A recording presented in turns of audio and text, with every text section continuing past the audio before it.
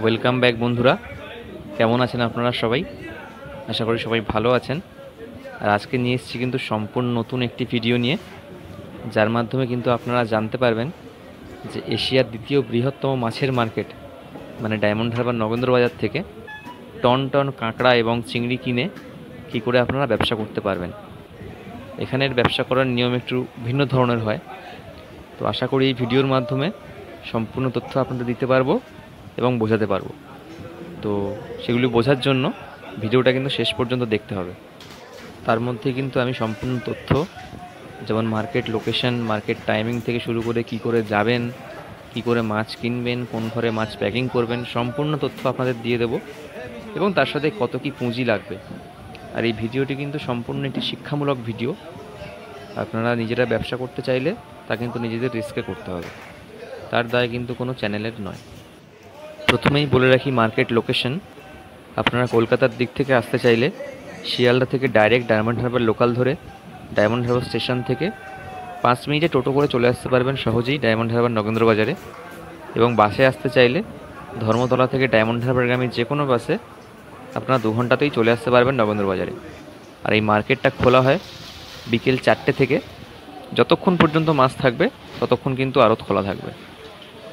মাছ 1 ঘন্টাতেও শেষ হয়ে যেতে পারে, আবার সারা রাতও মাছ বিক্রি হতে পারে, সেটা ডিপেন্ড করছে মাছের সাপ্লাইয়ের ওপর। এরপর আসি কত কি পুঁজি লাগবে। দেখুন, এখানে কাঁকড়া বা চিংড়ি কিনতে গেলে আপনি কিন্তু 1 পাল্লা নিয়ে 2 পাল্লা নিয়ে ব্যবসা করতে পারবেন না। ব্যবসা করতে পারবেন না বলা ভুল, আপনাকে এই কম মাছ দেওয়া হবে না এখান থেকে। মাছ আপনাকে নিতে হলে যতগুলো ঝুড়ি এখানে মাছ থাকবে, যেমন দেখতে পাচ্ছেন এখানে 15-20টা ঝুড়ি কাঁকড়া এখানে সাজানো হচ্ছে, সবই কিন্তু আপনাকে নিতে হবে অকশন করে। আপনাকে এই কাঁকড়ার উদাহরণ দিয়েই বোঝাই। এই ধরনের কাঁকড়াগুলো কিন্তু দাম চলে প্রায় 70 থেকে 90 টাকার মধ্যে, কোয়ালিটি অনুযায়ী। কোয়ালিটি ভালো হলে দাম বেশি হবে, লো কোয়ালিটি হলে দাম কম হবে। তো আমি ধরে নিলাম 80 টাকা করেই কেজি হয় গড়ে, এবং এই 1 পাল্লায় থাকে কিন্তু 40 কেজি। তাহলে 1 পাল্লার দাম হলো 4 × 8 = 32। আমি 3500 টাকাই ধরলাম। আর এখানে যদি মাছ থাকে 20 পাল্লা, তাহলে কিন্তু তার দাম হয়ে যাবে প্রায় 70,000 টাকার কাছাকাছি। তো আপনাকে মোটামুটি পুঁজির ব্যবস্থা করতে হবে 60 থেকে 80,000 টাকার মতো। এই ধরনের পুঁজিতে আপনি এই ধরনের ব্যবসা করতে পারবেন, কারণ আপনাকে লাটে মাছ নিতে হবে, সমস্ত মাছ। আপনি 1 ঝুড়ি বা 2 ঝুড়ি মাছ নিয়ে ব্যবসা করতে পারবেন না এখান থেকে। তো এই গেল কাঁকড়ার ব্যাপার। আর এখানে দেখতে পাচ্ছেন প্রথমে এগুলো ঢেলে পাল্লা পাল্লা ওজন করে পুরো ঘর জুড়ে সাজানো হবে এগুলোকে। তারপরে কিন্তু যারা কাঁকড়া পার্টি রয়েছে তারাই কিন্তু এই কাঁকড়াগুলো কিনবে। আর এই কাঁকড়া কিন্তু মাছ বিক্রির মাঝে বিক্রি হয় না, সমস্ত মাছ বিক্রি হয়ে যাবে, তারপর একদম শেষে এই কাঁকড়াগুলো বা চিংড়ি মাছগুলো ঢালা হবে। কারণ এইগুলো অকশন করতে একটু বেশি টাইম লাগে, আর যেহেতু অনেক মাছ থাকে সেই জন্য টাইম তো বেশি লাগবেই। তো সবার শেষে কিন্তু এই মাছগুলো অকশন হয়, রাতের দিকেই বলতে পারেন। আর বন্ধুরা, একটি জরুরি তথ্য আপনাদের দিয়ে রাখি।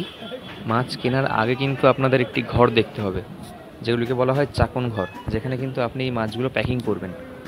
তো সেই ঘর ঠিক করে মাছ আপনি কেনার পরে এদেরকে বলে দিলে এরা কিন্তু ঝোড়াই করে সেই মাছ আপনার সেই ঘরে দিয়ে আসবে। আপনি সেখানে মাছ প্যাকিং করে আপনার জায়গা মতো যেখানে আপনি বিক্রি করবেন সেখানে আপনি নিয়ে যেতে পারবেন।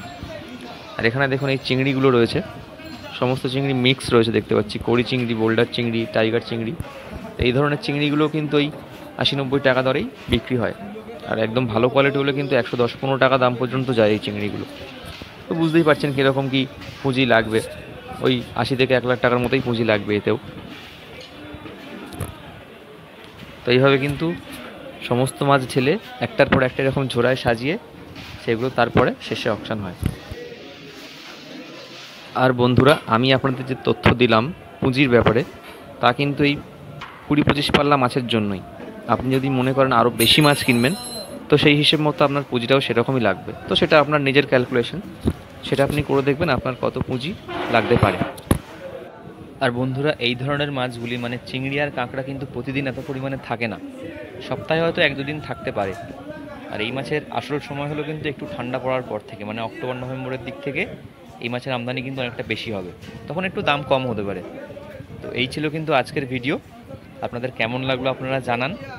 ভালো লেগে থাকলে অবশ্যই একটা লাইক করবেন, একটা কমেন্ট করবেন আর সাবস্ক্রাইব করে দেবেন। আর আমার ভিডিও তো রোজ দেখতেই পাচ্ছেন, আশা করি আপনাদের ভালো লাগবে। ভালো থাকবেন, সুস্থ থাকবেন। অসংখ্য ধন্যবাদ।